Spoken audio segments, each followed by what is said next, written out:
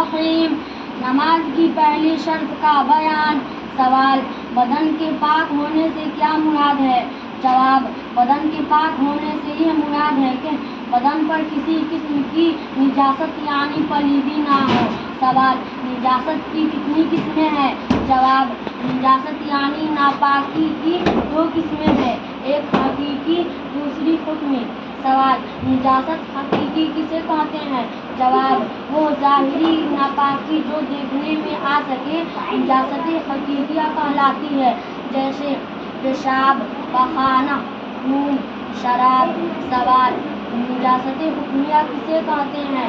جواب: وہ ناپاکی کی جو شریعت کے حکم سے ثابت ہو مگر دیکھنے میں نہ آ سکے نجاست حکمیہ کہلاتی ہے، جیسے بے وضو ہونا، غسل کی حاجت ہونا۔ سوال: نماز کے لیے کس نجاست سے بدن کا پاک ہونا شرط ہے؟ جواب: دونوں قسم کی نجاست سے بدن کا پاک ہونا ضروری ہے۔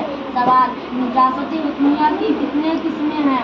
جواب: دو قسمیں ہیں، ایک چھوٹی نجاست حکمیہ اسے حدث اصغر کہتے ہیں اور دوسری بڑی نجاست حکمیہ اسے حدث اکبر اور جنابت کہتے ہیں۔ سوال: چھوٹی نجاست حکمیہ سے بدن پاک کرنے کا کیا طریقہ ہے؟